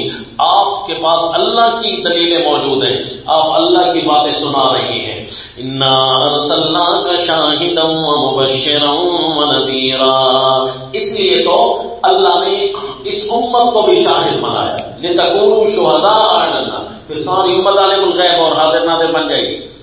مطلب ان کے پاس قطعی دلیل موجود ہوگی جو بیان گواہی کے لیے ضروری ہے بیان شہادت کے لیے ضروری ہے. تو قطعی دلیل ہوگی قرآن تو دن قیامت یہ لوگوں پر گواہی دیں گے کہ اللہ فلاں فلاں نبی آئے تھے واقعی ہمارے قرآن میں لکھا تھا انہوں نے سارا حق بیان کیا. شاہدا ومبشرا ونذیرا خوشخبریاں سنانے والا ماننے والوں کو ڈر سنانے والا نہ ماننے والوں کو. وداعیا الی اللہ حق بتانے والا رسم و رواج حق نہیں داعیا الی اللہ اللہ کی طرف بلانے والا. شاہدن الگ اور داعیا الگ ہے. شاہد داعیا الی اللہ باذنہ وسراجا منیرا اللہ کی طرف بلانے والا کیسے جی بہت سارے فرقے اللہ کی طرف بلانے والے. مشرکین مکہ بھی کہتے تھے ہم ابراہیم اللہ کی طرف بلانے والے لیکن طریقے اپنے ایجاد کر رکھے. یہود و نصارہ بھی اللہ کی طرف بلاتے ہیں لیکن طریقے اپنے ایجاد کر رکھے. داعیا الی اللہ باذنہ اللہ نے جو اعلان کیا ہے، جو اجازت دی ہے، جو حکم دیا، اس حکم کے مطابق اپنے اللہ کی طرف بلانا. وَسِرَاجًا مُنِيرًا، اور آپ کو چمکتا ہوا چراغ بنایا ہے، ایسا چراغ جو منیرن خود بھی روشن ہے، آگے بھی روشن کر دیتا ہے. یعنی جو نبی کی باتوں کو آگے پہنچائے گا اس کا جہان بھی روشن ہو جائے گا. وَبَشِّرِ الْمُؤْمِنِينَ بِأَنَّ لَهُم مِّنَ اللَّهِ فَضْلًا كَبِيرًا. اب یہ امر آ گیا، آپ کو چونکہ ہم نے ان اوصاف والا بنایا ہے میرے پیغمبر، لہذا اپنے مومنوں کو خوشخبری دے دو کہ تم نے میری تائیدیں کی ہے. بِأَنَّ لَهُم مِّنَ اللَّهِ فَضْلًا كَبِيرًا، بے شک تمہارے لیے اللہ کی طرف سے بہت بڑا فضل ہے. نیچے لکھ دو چونکہ تم نے میری تائیدیں کی. یہ روابط بڑے مشکل ہیں. وَلَا تُطِعِ الْكَافِرِينَ وَالْمُنَافِقِينَ وَدَعْ أَذَاهُمْ، اور کافر و منافقوں کا کہنا نہ ماننا اور چھوڑ دے ان کا ستانا. وَدَعْ أَذَاهُمْ، اگر وہ اس معاملے میں آپ کو اذیت دیں تو ان کی اذیتوں کو دفع کریں. وَتَوَكَّلْ عَلَى اللَّهِ، یہ ضمنی حکم ہے جو کہ سورت کے شروع میں بیان ہو چکا ہے. وَتَوَكَّلْ عَلَى اللَّهِ، اور اللہ پر بھروسہ رکھ. یعنی یہی بات مومنوں کو بھی سمجھا کہ کافروں منافقوں کا کہنا نہ ماننا اور ان کی اذیتوں کو دفع کرتے رہنا اور اللہ پر بھروسہ کرنا. وَكَفَى بِاللَّهِ وَكِيلًا، سورت کے شروع میں بھی فرمایا اے مومنوں. ازواج مطہرات پہلے آپ صلی اللہ علیہ وسلم کو تیار کیا، پہلے احکام میں، حکم میں، پھر دوسرے حکم میں آپ سے وثیقہ لیا، تیسرے حکم میں اپنے ساتھیوں کو اور اپنے گھر والوں کو تیار کیا میرے ساتھ ہو جاؤ. چوتھے حکم میں اعلان کر دیا رسومات باطلہ کے مٹانے میں کہ کفر کی کوئی بھی رسم ہوگی اس کو چلنے نہیں دینا. اور یا ایھا الذین آمنوا، اب یہ صحابہ اکرام کے لیے کون سا حکم ہوگا جی؟ نمبر 5، لا تدخلوا بیوت النبی الا ان یؤذن لکم. شادی کے بعد دعوت ولیمہ تو ہوتی ہے نا، تو اس مناسبت کے ساتھ وہی حکم آیا جو نبی کے آداب کے ساتھ تعلق رکھتا تھا، لیکن بصورت ولیمہ. قدرتی اسی شادی کے بعد ولیمہ اور دعوت تھی اور صحابہ اکرام کو آداب بھی اسی پر سکھائے گئے تاکہ نبی کی تائید ہر مقام پر کرنی ہے پورے ادب کا لحاظ کر کے. نبی ہے، لہذا مشن میں ہر کام میں نبی کا ادب کرنا ہے. سکھایا تو ایک واقعے سے جا رہا ہے نا، لیکن گھر تک کے معاملات میں ادب کرنا ہے تو پھر باقی معاملات میں کیوں نہیں. تو یہ گویا احکام عمومی حکم کو اشارہ کر رہی ہے. یا ایھا الذین آمنوا لا تدخلوا بیوت النبی، اے ایمان والو نبی کی اتنی تعریف کرنی ہے کہیں نبی کو تنگی نہیں آنے دینی. جیسے اس مقام پر اور لا تدخلوا بیوت النبی، نبی کے گھروں میں داخل نہ ہونا الا ان یؤذن لکم، ہاں جب تمہیں اجازت دی جائے، الی طعام، جب تمہیں حکم ہو کھانے کے واسطے، غیر ناظرین اناء، تو اس کا پہلا ادب یہ ہے نہ دیکھنے والے ہو اس کے پکنے کی. کھانے کی دعوت دی گئی ہے تو پھر کھانے کے وقت آئے، اس سے پہلے جا کر میزبان کو آپ پابند کر بیٹھیں گے، وہ پھر آپ کی طرف توجہ کرے گا، گھریلو انتظامات کی طرف توجہ کرے گا، تو تھوڑی سی تکلیف تو آئے گی نا، اتنی بھی نہیں دینی. غیر ناظرین اناہ ولکن اذا دعیتم فادخلوا، اور جب تمہیں بلایا جا رہا ہو تو اس وقت داخل ہونا. اس کا مطلب ہے اس میں خامخواہ لیٹ بھی نہیں کرنا چاہیے، اس کو اس انتظار کی اذیت سے بھی بچاؤ. بندہ دعوت پر جاتا ہے کھانا کھانے کے لیے اور بہت سارے گناہ ساتھ لے آتا ہے، نعوذ باللہ. ایک یہ کہ میزبان کو یا پہلے پہنچ کر تنگ کیا یا بعد میں بہت لیٹ گئے کہ اس بیچارے کی چیزیں انتظار میں پڑی رہی، یہ بھی تکلیف دہ چیز ہوتی ہے. اور اسی طرح دیگر بہت سارے منکرات ولیموں اور دعوتوں کی شکلوں میں آ گئے، خصوصاً یہ تصویر سازی آ گئی، تو لہذا یہ بہت سارے بندے گناہ لے کر آتا ہے. اس لیے بھائی جب آپ تصویر سازی کو ان ولیموں پر بند نہیں کر سکتے، منکرات کو بند نہیں کر سکتے، تو سرے سے آپ ولیموں پر جانا ہی چھوڑ دیں. ان کو قیدی ولی مبرم آتے ہی نہیں ہے. کیوں جی کہ ہم منکرات بند ہی نہیں کر سکتے. تو لہذا حالانکہ اجابہ الدعوت ضروری ہوتی ہے، دعوت کو قبول کرنا واجب کے حد تک ہے، تو بندے کو جانا چاہیے، لیکن وہاں منکرات کو روکنا بھی تو اسی طرح واجب ہے. تو پھر یہ بھی دوسری آیت متوجہ ہو جاتی ہے کہ جب وَإِذَا رَأَيْتَ الَّذِينَ يَخُوضُونَ فِي آيَاتِنَا فَأَعْرِضْ عَنْهُمْ حَتَّى يَخُوضُوا فِي حَدِيثٍ. اس لیے میں آپ کے اگر ولی میں پڑھنا ہے تو ناراض نہ ہونا. فَإِذَا طَعِمْتُمْ، کیوں جی آپ نے کوئی وسیلہ تو دینا نہیں ہے جی کہ ہمارے ولیمے پر ایسا کچھ نہیں ہوگا، کیونکہ دورہ حدیث کے دن بھی تو جب آپ دورہ کرتے ہیں تو ان دنوں جب آپ تصاویر سے باز نہیں آ سکتے تو دعوت ولیمہ شائع ہوگی. لہذا یہ بڑی گناہ ہے اس قسم کی چیزیں ان سے اعراض. وَلَٰكِنْ إِذَا دُعِيتُمْ فَادْخُلُوا فَإِذَا طَعِمْتُمْ فَانتَشِرُوا. یہ ادب نمبر 2 کہ جب کھانا کھا چکو تو وہاں سے چلے جاؤ. وَلَا مُسْتَأْنِسِينَ لِحَدِيثٍ، نہ آپس میں جی لگا لیا کرو باتوں میں، نہ آپس میں جی لگا لینا باتوں کے اندر. لہذا یہ دوسرا ادب ہے.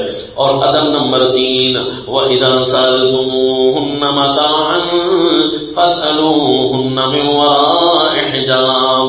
گھروں میں اگر اجازت ہوگی تو ظاہر ہے کوئی نہ کوئی ایسا ضروری امر پیش ہو جائے گا، بات کرنی پڑ جائے گی.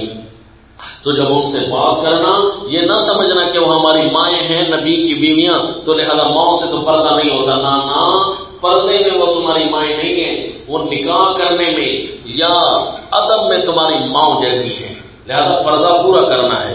وَإِذَا سَأَلْتُمُوهُنَّ مَتَاعًا فَاسْأَلُوهُنَّ مِنْ وَرَاءِ حِجَابٍ ذَلِكُمْ أَطْهَرُ لِقُلُوبِكُمْ وَقُلُوبِهِنَّ وَمَا كَانَ لَكُمْ أَن تُؤْذُوا رَسُولَ اللَّهِ. اور تمہیں یہ حق نہیں پہنچتا، تمہاری یہ شان نہیں ہے کہ رسول اللہ کو تم تکلیف دو. وَلَا أَن تَنكِحُوا أَزْوَاجَهُ مِن بَعْدِهِ أَبَدًا. ہاں جی امر نمبر 4 اور یہ کہ نہ نکاح کرو نبی کی بیویوں سے نبی کے بعد کبھی بھی. یہ اگلا امر بھی آ گیا. إِنَّ ذَلِكُمْ كَانَ عِندَ اللَّهِ. یہ بات تمہاری اللہ کے ہاں بہت بڑی چیز ہے، یعنی بہت بڑا گناہ ہے اللہ کے پاس. ان تبدو شیئا، اگر تم کھول کر کچھ کہو، او تخفوہ یا اس کو تم چھپاؤ، فإن اللہ کان بکل شیء علیما. اس کا مطلب ہے صحابہ نہیں، کچھ منافقین ایسے تھے جو نبی کو اذیت دینے کے لیے یہ پروگرام بنائے ہوئے تھے. لا جناح علیہن فی آبائہن ولا ابنائہن ولا اخوانہن.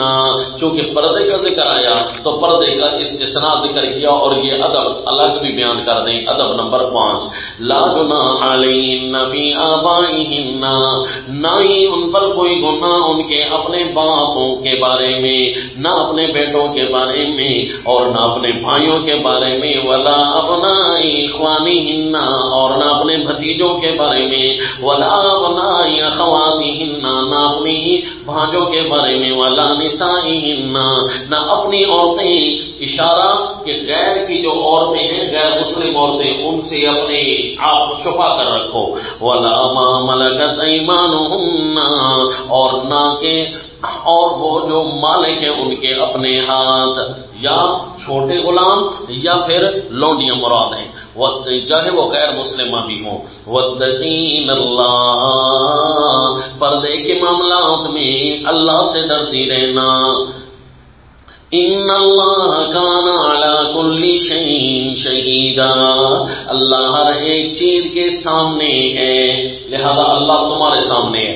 ان اللہ وملائکتہ یصلون. اب ان اللہ وملائکتہ یصلون علی النبی،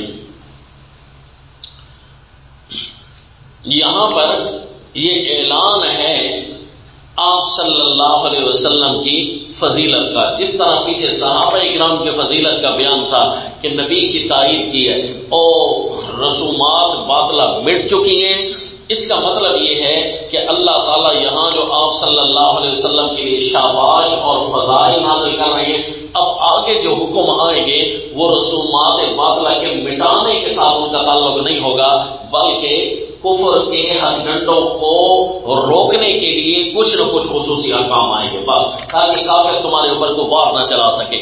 اس کا مطلب ہے یہاں تک جتنے بھی احکام تھے ان کا تعلق ایسے تھا اشارتاً کنایتاً جن کے اندر کفر کے آثار تھے اور کفر کے آثار کو مٹایا گیا۔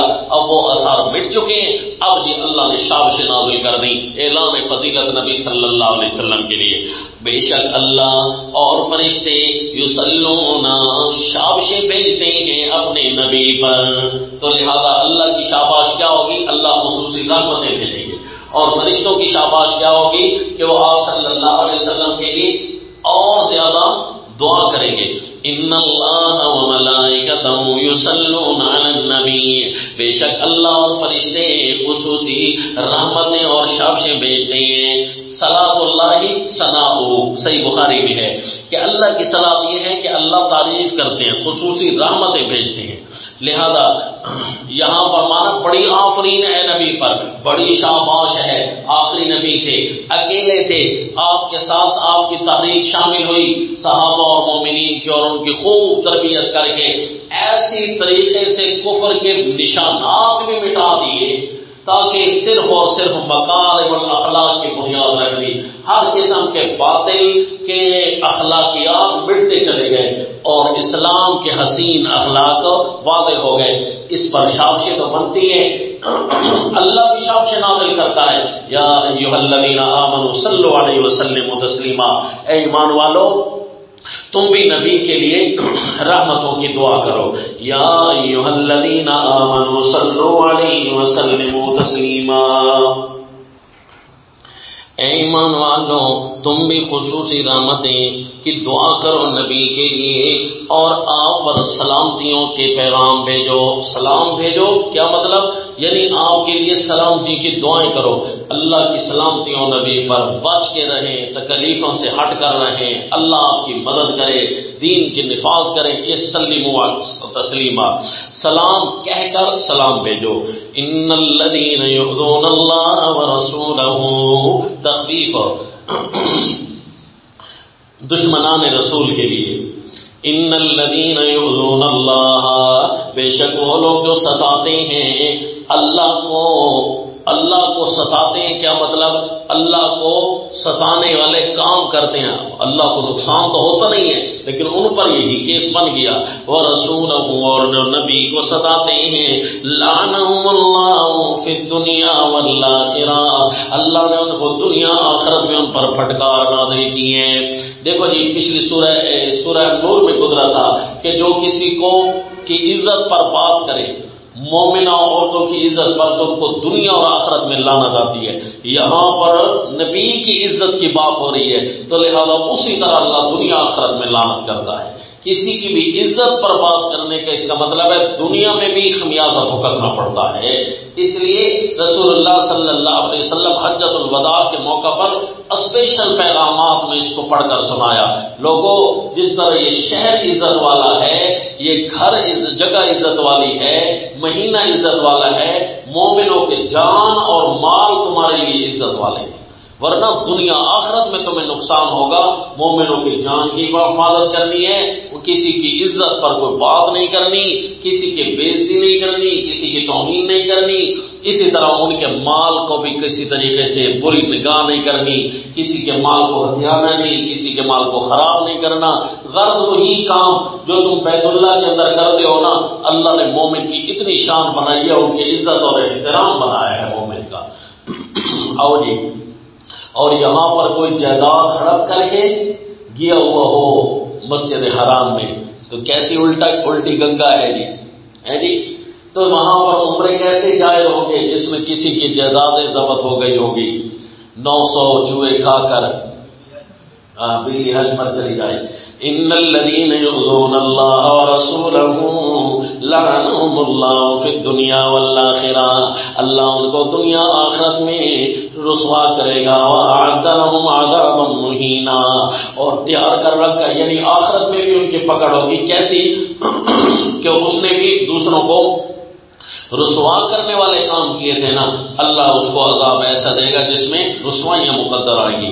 والذین یؤذون المؤمنین والمؤمنات بغیر ما اکتسبوا، اور جو مومنوں کو اذیت دیتی ہیں، تہمتیں لگاتی ہیں مومن مردوں پر اور مومن عورتوں پر، بغیر ما اکتسبوا، بغیر اس کے جو انہوں نے کچھ کمایا ہو، فقد احتملوا بہتانا، سو اٹھایا ہے انہوں نے بوجھ و جھوٹ کا، واسم مبینا، اور سری گناہ کا۔ مومنوں پر بات کرنا بہت بڑا بوجھ تم پر آئے گا۔ یا ایھا النبی قل لازواجک، اچھا جی یہ شاباشیں نازل ہو گئی ان احکامات کے بعد۔ آپ نے نقطہ سنا تھا جی کہ یہ احکامات کون سے بیان ہو رہے تھے؟ جن احکام کے اندر اسلام کے اخلاقیات کی بنیاد ڈالی گئی، اور اکثر احکام وہ تھے جن کے اندر کفر کی کچھ نہ کچھ نشانات موجود تھے اور ان کا ازالہ، مثلا دعوت کے اندر، مثلا عدت کے اندر وغیرہ ذالک۔ اور اس کے بعد شاباشیں نازل ہو گئی، تسلی آ گئی ان کے لیے، اللہ کی طرف سے شاباش آ گئی۔ اس کا مطلب ہے اس کے بعد جو احکام آئیں گے وہ کچھ ایسے احکام ہوں گے جو پروٹیکشن، اپنے دفاع کے لیے رکھے گئے ہوں گے، تاکہ دین اسلام پر جو اپنے باطل رسومات اور باطل افکار اور خیالات کفر داخل کرتا ہے نا، اس ذرائع کو بند کرنا ہے۔ تو سدا للذریعہ وہ احکام آئیں گے۔ اب بتاؤ یا ایھا النبی کون سا حکم ہے جی؟ ساتواں حکم نبی کے لیے، قل لازواجک وبناتک ونساء المؤمنین یدنین علیہن من جلابیبہن ذلک ادنی ان یعرفن فلا یؤذین وکان اللہ غفورا رحیما۔ اے نبی فرما دیجئے، چونکہ یہ حکم اسپیشل حکم نہیں تھا جس کے لیے کوئی، بلکہ یہ سدن للذریعہ حکم تھا، مستقل حکم نہیں تھا، اس لیے بعض خلاصہ جات نے اس کو الگ حکم شمار نہیں کیا۔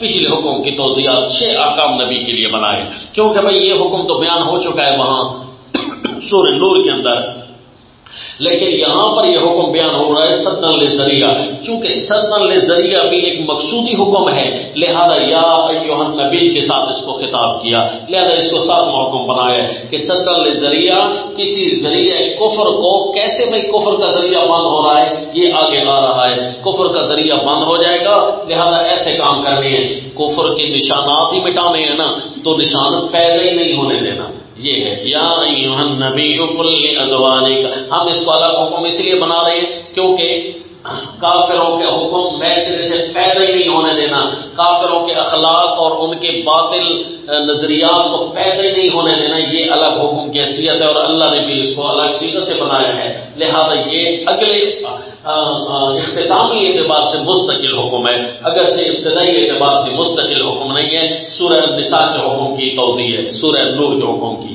یا ایھا النبی قل لازواجک وبناتک ونساء المؤمنین یدنین علیہن من جلابیبہن، اے نبی فرما دیجیے اپنی بیویوں کو، اپنی بیٹیوں کو اور نساء المؤمنین کو اپنے اوپر لٹکائیں، من جلابیبہن، تھوڑی سی اپنی چادریں، ذالک ادنی ان یعرفن فلا یؤذین، یہ بہت قریب ہے پہچان پڑے، فلا یؤذین، سو ان کو نہ ستائے کوئی۔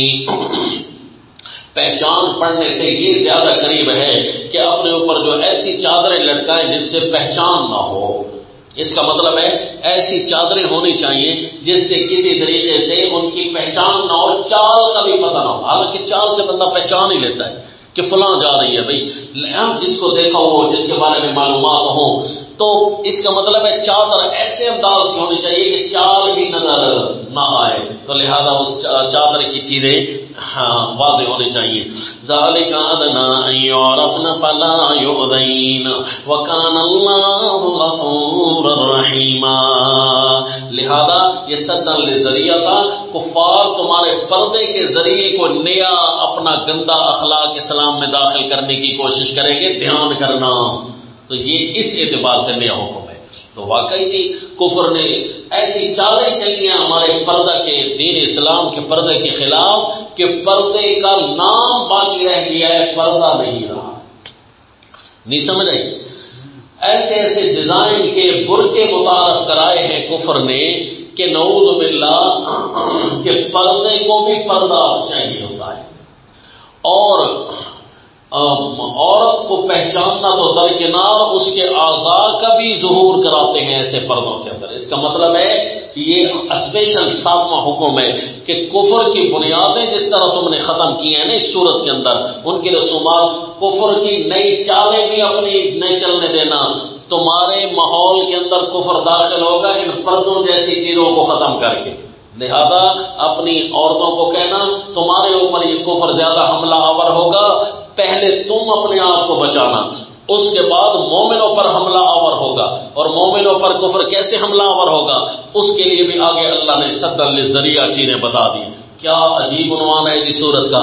اب پتہ چلا بڑے بڑے اشکالات حل ہو رہے ہیں تفسیری انداز کے۔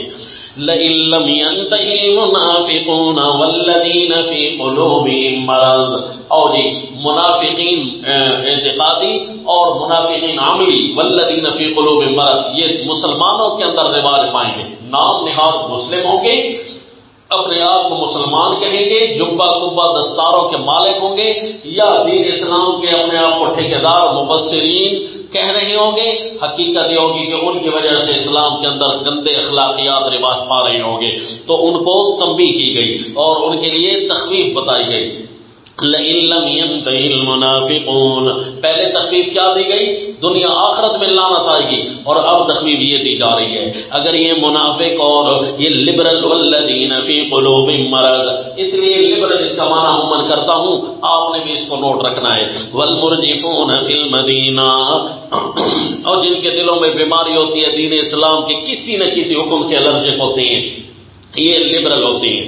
والذین والمرجفون فی المدینہ، اور جو جھوٹی خبریں اڑانے والے ہوتے ہیں شہر مدینہ میں، لنغرینک بہم، ہم آپ کو لگا دیں گے ان کے پیچھے، ثم لا یجاورونک فیہا الا قلیلا، پھر اس شہر میں نہیں رہ سکیں گے مگر بہت تھوڑا دیاری کے لیے۔ یعنی یہ منافقین اگر مسلم معاشرے میں گند پھیلائیں گے تو یہی مسلم معاشرہ ان کو ایسا ستیہ ناش کرے گا، منافق منہ چھپانے کے نہیں رہیں گے۔ ملعونی، پھٹکارے ہوئے ہوں گے پچھلے حکم سے، پچھلی تخفیف کی طرح، وہ تو ہوگی اور لعنوا فی الدنیا والآخرہ، وہ تو اس لیے اس کو حال بنا کر لایا، ملعونین، نئی بات یہ ہوگی کہ منہ چھپانے کے نہیں رہیں گے مسلم معاشرے میں۔ اینما ثقفوا اخذوا وقتلوا تقتیلا، جب بھی پائے گئے پکڑے جائیں گے اور مارے جائیں گے جان سے، قتلوا تقتیلا، جہاں بھی پائے گئے۔ پھر یہ کافر جس مسلم معاشرے کو نقصان دہ ثابت ہوئے تو مسلمانوں کے معاشرے میں پھر یہ زندہ نہیں رہ سکیں گے۔ سنت اللہ، پھر کہاں جائیں گے؟ جہاں بھی جائیں گے، چونکہ عادت تو خراب ہو چکی دینا، اینما ثقفوا اخذوا، پکڑے جائیں گے، یا تو پکڑے جائیں گے اسلام کے ہاتھوں ختم ہو جائیں گے، یا پھر اس کا اشارہ دقیق یہ بھی ہے چونکہ یہ معاشرے کے ناپاک فرد تھے، جس معاشرے میں بھی جائیں گے انفٹ ہوں گے، اس معاشرے والے کو ماریں گے بھی صحیح، کاٹیں گے بھی صحیح۔ مسلمانوں نے تو صرف اتنا کیا نا کہ اپنے ملک کے اندر ایسے اخلاقیات کا نفاذ کیا کہ یہ منہ چھپانے کے نہ رہے، مسلمانوں نے صرف اتنا کیا۔ دوسروں کے ہاتھ جائیں گے نا، پکڑے بھی جائیں گے، کبھی جیلوں میں رہیں گے یا کبھی قبروں میں رہیں گے، یہ اشارہ ہے بڑا دقیق جی۔ سنت اللہ فی الذین خلوا من قبل، یہ اللہ کا دستور ہے ان لوگوں میں جو پہلے گزر گئے کہ جو بھی کسی پاک معاشرے میں ناپاکی کرتا ہے اس معاشرے سے بدنام ہو کر نکلے گا، اور جیسی کسی دوسری جگہ جا کر آباد ہوگا یا جیلوں کی زینت بنتے رہیں گے یا قبروں میں جاتے رہیں گے، یہ اللہ کا قانون ہے۔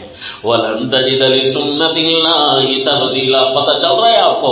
ارد گرد نظر دوڑاؤ، معاشرے کے جو گندے لوگ تھے جنہوں نے معاشرے کو ناپاک کیا، جہاں بھی جائیں گے پرامن نہیں رہیں گے۔ ہاں توبہ کر لیں، دوسرے معاشرے کو جا کر ناپاک نہ کریں، پھر بچ سکتے ہیں۔ یسألک الناس عن الساعہ، پوچھتے ہیں آپ سے قیامت کے بارے میں۔ اچھا جی، اب اس کا لفظ مشکل ہے کہ سورت کے اندر تو باطل رسومات کو مٹانے کا حکم ہے، یسألک الناس عن الساعہ، اس کا کیسے اب ربط لگا؟ یعنی جب آپ سارے احکام بیان کر کے ان کو تخفیفات سناتے ہیں نا کہ دنیا آخرت میں لعنت آئے گی، پکڑ آئے گی، چونکہ اگلی صورت میں آخرت کے عنوان بھی شروع ہونے والے ہیں نا، تو اس لیے ان کا سوال دوبارہ دہرایا۔ یہ جس طرح کافر سوال کرتے ہیں نا، اسی طرح منافق بھی پوچھتے ہیں کہ پھر یہ قیامت کب آئے گی، ذرا بتاؤ۔ قل انما علمها عند اللہ، اس لیے ہم یہاں نیچے لکھوائیں گے یسألک، استہزان پوچھتے ہیں قیامت کب آئے گی، یعنی ہاں قیامت سے ڈراتے ہیں۔ قل انما علمها عند اللہ، قل فرما دیجیے میرے پیغمبر اس کی خبر اللہ کے پاس ہی ہے۔ وما یدریکا، تجھے کیا جاننے کہ لعل الساعۃ تکون قریبا، شاید کہ وہ گھڑی پاس ہی ہو، شاید کہ وہ گھڑی پاس ہی ہو جس گھڑی کا تمہیں انتظار ہے۔ قیامت تو آئے گی، جس گھڑی کا تمہیں انتظار ہے نا وہ گھڑی پاس ہی ہو۔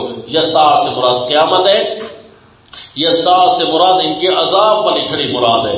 ان اللہ لعن الکافرین وأعد لهم سعیرا، ان بے شک، اب یہاں سے علت اگر بیان ہو رہی ہے تو یہ کس چیز کی علت ہے؟ کیونکہ اللہ نے لعنت کافروں پر کی ہے اور ان کے لیے جلانے والا عذاب تیار کیا ہے جس کے اندر یہ ہمیشہ رہیں گے۔ لا یجدون ولیا ولا نصیرا، نہ کوئی حمایتی ہوگا نہ کوئی مددگار ہوگا۔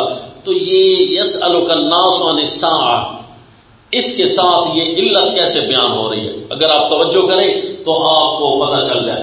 لعل الساعۃ تکون قریبا، امید تو ہے شاید کہ وہ گھڑی گرفت والی قریب ہی کھڑی ہو، ان کے لیے قریب ہی کھڑی، جو مرا اس کے لیے تو قیامت ہے، قریب کھڑی ہو۔ کیوں قریب ہو؟ کیونکہ ان کفار کا نقطہ عروج آ چکا ہے۔ لعن الکافرین، دنیا آخرت میں ملعون قرار پا گئے، بس اب ان کے باقی رہنے کی کوئی وجہ نہیں بچی، لہذا وہ گھڑی قریب ہے۔ یوم تقلب وجوہہم فی النار یقولون یا لیتنا اطعنا اللہ واطعنا الرسول، معاشرے کو ناپاک کرنے والوں کے لیے تخفیف۔ یوم تقلب یعنی انداز تخفیف کا کیا ہوگا؟ جو معاشرے کو ناپاک کرنے والے لوگوں والا انداز۔ کیا جی انہوں نے معاشرے کو ناپاک کیا نا، دن قیامت کہیں گے کاش نبی والی باتیں مان لیتے۔ یوم تقلب وجوہہم فی النار، جس دن ان اونٹے ڈالے جائیں گے ان کے چہرے آگ کے اندر، یقولون کہے رہے ہوں گے یا لیتنا اطعنا اللہ واطعنا الرسول، اے کاش کیا ہی اچھا ہوتا کہ نہ مانتے ہم اللہ کا، کہ نہ مانتے ہم رسول اللہ کا، اپنی باطل رسومات نہ چلاتے، نیچے لکھ دو، اپنی باطل رسومات نہ چلاتے، باطل رسومات اخلاق رذیلہ نہ چلاتے۔ قالوا ربنا انا اطعنا سادتنا وکبرانا، کہیں گے اے رب ہمارے، ہم نے کہنا مانا تھا اپنے سرداروں کا، وکبرانا اپنے بڑوں کا، یہ دینی بڑے یا دنیاوی بڑے، اپنے سادات اور اپنے کبرا کا، یعنی ان کی اخلاقیات اور رسومات چلاتے رہے۔ نیچے لکھو گے تاکہ صورت کے مضمون کے مطابق ہو جائے۔ فَأَضَلُّونَ السَّبِيلَ، ان کی اخلاقیات اور رسومات چلاتے رہے، سو انہوں نے ہمیں راستے سے بھٹکا دیا، بری رسمیات کرا دی۔ ربنا آتِهِمْ ضِعْفَيْنِ مِنَ الْعَذَابِ، اے اللہ ان کو دگنا عذاب دے، وَلْعَنْهُمْ لَعْنًا كَبِيرًا، اے اللہ ان کو پھٹکار دے، بڑی پھٹکار، بہت کو بڑی لعنت کر اے اللہ۔ یا ایھا الذین آمنوا لا تکونوا کالذین آذوا موسیٰ، یہ صحابہ کے لیے کون سا حکم ہے جی؟ آٹھواں، یہ صحابہ کے لیے آٹھواں حکم آ گیا کہ اے صحابہ تم دھیان کرنا، ایسے کام نہ کر بیٹھنا جس سے اخلاق رذیلہ نظر آ جائیں، کیونکہ یہ اخلاق رذیلہ تو غیر مسلم اسلام میں داخل کریں گے۔ مومنوں تم اپنے اخلاق کو بچا کر رکھنا، ایسے کام نہ کرنا جس طرح کہ حضرت موسیٰ علیہ السلام کو اپنوں نے اذیت دی تھی. لا تکونوا، نہ ہو جانا ایسے کالذین آذوا موسیٰ، جس طرح کہ انہوں نے ستایا تھا حضرت موسیٰ علیہ السلام کو، ان لوگوں کی طرح نہ ہو جانا. فبرأہ اللہ مما قالوا، سو اللہ نے بے عیب کر دیا ان کے ان کہنے سے. انہوں نے نبی کو پر کوئی الزام تراشیاں کی یا نبی کو انہوں نے کسی انداز سے ستایا، پھر اللہ نے اسی طرح نبی کو بری کر کے واضح کر دیا. ان لوگوں نے ستایا تھا، یعنی دین اسلام کو خراب کرنے کے لیے انہوں نے کچھ رسومات باطلہ نکالی تھی، کچھ برے طریقے. اس میں اذیت تھی حضرت موسیٰ علیہ السلام کو. مثلا جس طرح بچھڑے کو بنایا تھا انہوں نے دین اسلام میں، سیدنا موسیٰ علیہ السلام کو ستایا، بچھڑے کو الہ بنایا، تو اللہ نے ان کو بری کیا کہ نہ کیا؟ حضرت موسیٰ علیہ السلام کی تاریخ پر منفی اثر ڈالنے کے لیے سامری نے سر توڑ کوشش کی لیکن کامیاب نہ ہوا. اور بھی اسی طرح مختلف قسم کی روایات کے اندر واقعات ملتے ہیں. لہذا ہم نے صرف اسی مثال کو واضح کیا ہے جو کہ قرآن میں ظاہر ہے، کیونکہ قرآن آسان ہے نا، اللہ نے آسان بنایا ہے. اور جس نے قرآن پڑھا ہوا ہوگا کم از کم اسے پتہ چل جائے گا کہ حضرت موسیٰ علیہ السلام کو اذیت کیسے دی گئی. تو آپ نے دیکھا حضرت موسیٰ علیہ السلام کو کیسے اذیتیں ملتی رہی مختلف طریقوں سے. مثلا سورہ بقرہ کے اندر کچھ طریقے آئے ایسے جو یہود کے طریقے تھے، حضرت سیدنا موسیٰ علیہ السلام کو تکالیف دیتے رہے. ذبح البقرہ کے معاملے میں انہوں نے ایسی تکالیف دی، اس طرح نہ کرنا جو دین اور جو اخلاق تمہیں رسم دین کی ہو، جو نبی تمہیں سکھا دے بس اسی پر چلنا. وَكَانَ عِندَ اللَّهِ وَجِيهًا، تھا حضرت موسیٰ علیہ السلام اللہ کے ہاں بڑی آبرو والے. یا ایھا الذین آمنوا اتقوا اللہ وقولوا قولا سدیدا. آخری حکم جو حکم نبی کو پہلے ہوا تھا اسی طرح حکم صحابہ کو آخر میں ہو رہا ہے. نبی کو پہلے حکم تھا یا ایھا النبی اتق اللہ، اور صحابہ کو آخر میں یا ایھا الذین آمنوا اتقوا اللہ. جی یہ کون سا حکم ہے؟ جی حکم نمبر 9. یا ایھا الذین آمنوا، اے ایمان والو اللہ سے ڈرتے رہنا ہر کام میں ہر بات میں. وقولوا قولا سدیدا، دین شریعت آ چکا ہے، اس کو لاگو کرنا ہے. بات تم نے کرنی ہے ہمیشہ سیدھی تاکہ دین کے اخلاق واضح رہے. یصلح لکم اعمالکم، آخر میں فرمایا اتقوا اللہ، اور بات کرنی ہے سیدھی. کیا مطلب؟ یعنی ایک ہے نیکیاں کرنا اور دوسرا ہے گناہوں سے بچنا. صرف گناہوں سے تم اگر بچ گئے نا، نافرمانیوں سے، چونکہ اس صورت کے اندر اخلاق رذیلہ سے بچانا تھا نا، باطل رسومات سے بچانا تھا نا، اس لیے آخری حکم میں صرف تقویٰ دیا. اگر صرف تم گناہوں سے بچ کر رہے تو اس کے تمہیں یہ فائدے ملے. دیکھیے کرنے کے پھر کیا فائدے ہوں گے یہ تو تم دیکھ رہا. پھر صرف باطل رسومات اخلاق رذیلہ جو گناہ ہوتے ہیں ان سے بچے تم، اتقوا اللہ یعنی نافرمانیوں سے بچے تو یہ تمہیں فائدے ملیں گے. وقولوا قولا سدیدا، اور نافرمانی والی باتوں سے بچنے کے لیے ضروری ہے قول سدید پر عمل کرنا. سیدھی بات. سیدھی بات کون سی ہے؟ وہ سیدھی بات جو ابھی اس صورت کے اندر بیان ہو چکی ہیں، ساری باتیں سیدھی، یہی کام کرنا تم.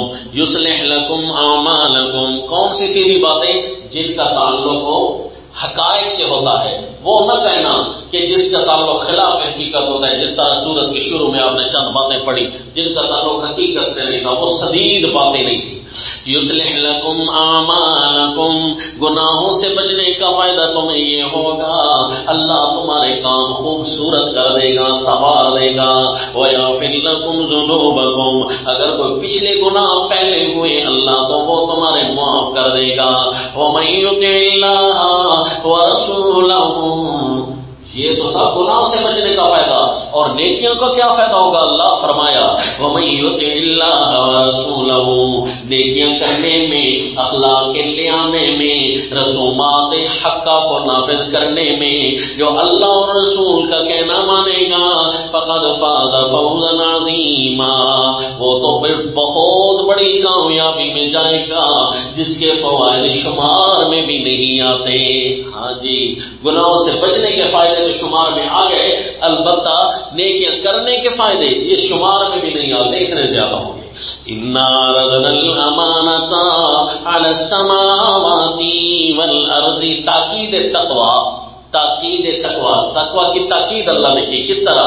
ہم نے یہ امانت آسمانوں پر بھی پیش، ایک امانت ہم نے آسمانوں پر پیش کی، والارض زمین پر کی اپنی اپنی امانت، والجبال اور پہاڑوں پر اپنی امانت پیش کی، فابین ان یحملنها، انکار کر دیا انہوں نے اس کی خیانت کرنے کا، لہذا اتقوا اللہ، تم بھی انکار کر دو خیانت کرنے سے۔ انہوں نے تو انکار کر دیا، وَأَشْفَقْنَ مِنْهَا، اور وہ اس سے ڈر گئے۔ يَحْمِلْنَهَا کیا جی؟ اے خانہا، تفسیر مدارک میں ہے، ایک لغت میں حمل بمعنی خیانت ہوتا ہے، نقلاً عن الزجاج، امام زجاج سے نقل کر کے تفسیر مدارک والے نے اس لغت کو حل کیا ہے، انکار کر دیا انہوں نے خیانت کرنے سے، وَأَشْفَقْنَ مِنْهَا، اور ڈر گئے، آسمان و زمین جیسی بڑی بڑی چیزیں وہ ڈرتے ہیں، وَحَمَلَهَا الْإِنسَانُ، اور انسان ہے کہ خیانت کر بیٹھتا ہے، لہذا اے صحابہ دھیان کرنا، تم گناہوں سے بچنا، خیانت سے بچنا۔ وَحَمَلَهَا الْإِنسَانُ، انسان چھوٹا سا ہے، پوری زمین کے اوپر ایسے چل رہے ہوتے ہیں سارے انسان جیسے گم ہو جائیں، یعنی چند کلومیٹر اوپر بندہ چل جائے گا، یہ انسان نظر نہیں آتے۔ حیثیت تو یہ حشرات کی حیثیت ہے ان کی زمین و آسمان کے سامنے، لیکن جرت کتنے بڑے ہیں کہ اللہ کے احکام میں خیانت کر رہے ہیں۔ انہ کان ظلوما، بے شک یہ خائن انسان بڑا ظالم تھا اپنے اوپر، جہولا، بڑا نادان ہے اپنے انجام سے۔ یہ انسان مراد ہے، سارے انسان نہیں بھائی، سمجھ آ رہی ہے؟ جو انسان خائن ہے، آسمان و زمین نے خیانت نہیں کی جو اتنے بڑے، جو اس میں رہنے والے انسان خیانت کرنے والے، اس کا مطلب انسان جاہل بھی بہت ہے کیونکہ اس کو پتہ نہیں کہ کیسے مار پڑے گی مجھے، اور ظالم بھی بہت زیادہ ہے، اپنے اوپر ظلم کرتا ہے۔ لیعذب اللہ، نتیجہ یہ نکلتا ہے خیانت کا، نیچے لکھو نتیجہ خیانت، لیعذب اللہ المنافقین، تاکہ اللہ منافق مردوں، دیکھو منافقین کا ذکر پہلے آ گیا کیونکہ معاشرے کے اندر باطل رسومات نام نہاد مسلمانوں اور منافقین کے ذریعے رواج پاتی ہیں۔ لیعذب اللہ المنافقین، کیا لگا جی آپ کو یہ سورت پڑھ کر ہے جی؟ وَمَن يَقْنُتْ کے اوپر بھی ایک بات آپ کو بتا دی، یہ سورت پڑھ کر آپ کو یہ لگا نا کہ دین اسلام میں طرح طرح کے راہیں نہیں نکالتے، لہذا بڑا گھبرا کر رہنا ہے، بدعت کے معاملے میں بہت زیادہ گھبراہٹ کے ساتھ رہنا ہے، کیونکہ ہر بدعت اس کا بالآخر نتیجہ آگ میں جاتا ہے، حدیث پاک میں آیا۔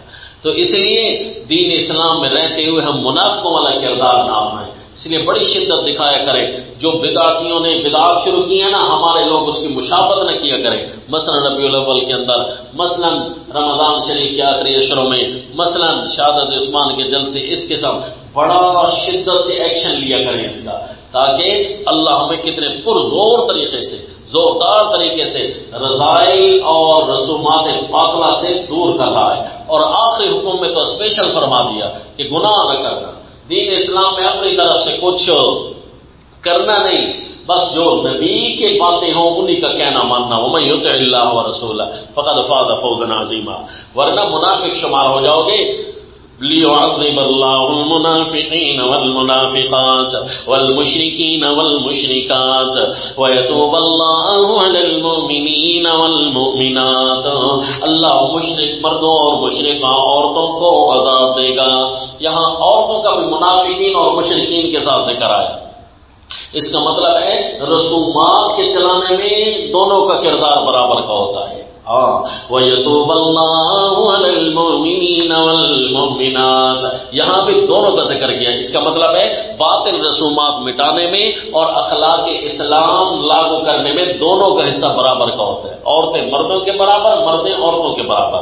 وَيَتُوبَ اللَّهُ عَلَى الْمُؤْمِنِينَ وَالْمُؤْمِنَاتِ وَكَانَ اللَّهُ غَفُورًا رَحِيمًا.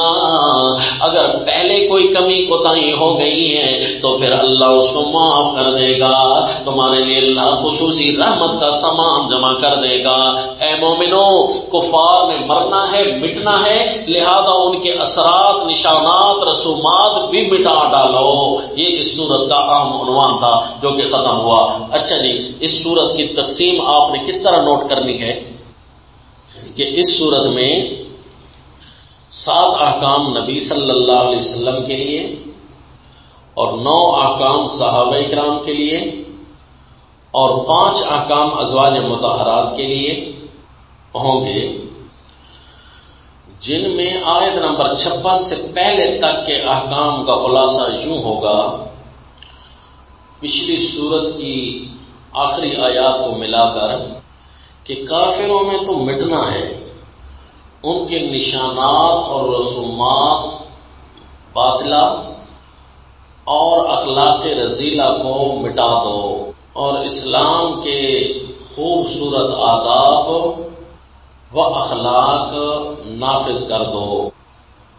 اللہ تمہاری مدد کرے گا کہ کفار کو اور ان کی رسومات کو تمہارے ہاتھوں سے مٹوائے گا. پھر آیت نمبر 42 اور آیت نمبر 56 میں اعلان فضیلت برائے صحابہ و نبی صلی اللہ علیہ وسلم کہ رسومات باطلہ مٹانے پر اللہ تمہیں شاباش دیتا ہے. اور ان کے بعد والے احکام کا خلاصہ یہ ہے کہ ایسے کام نہ کرنا کہ جن سے دشمنان اسلام کو اسلام میں اپنے گندے رواج داخل کرنے کا موقع مل جائے. نبی کی اطاعت چھوڑنا برے اخلاق کو دعوت دینا ہے اپنے معاشرے میں. آخری آیت میں اشارہ کر دیا کہ رسومات باطلہ ہوں یا اچھے اخلاق ہوں، ان کے لانے اور مٹانے میں مردوں عورتوں کا برابر کا حصہ ہوتا ہے. بس جی، حضرت شیخ القرآن رحمہ اللہ نے بھی آپ صلی اللہ علیہ وسلم کے لیے 9 احکام 7 احکام اور صحابہ کے لیے 9 احکام ہی بیان فرمائے. البتہ ازواج مطہرات کے لیے 2 دفعہ خطاب، چونکہ یا لسان نبی کا ہے، انہوں نے ان کو 2 خطاب ہی بنائے. تو احکام اور خطاب باقی 2 ہیں اور احکام اس میں 5 بنتے ہیں جن کی تفصیلات آپ کو بتا دی گئی. چلیں جی، یہ صورت آپ کی اختتام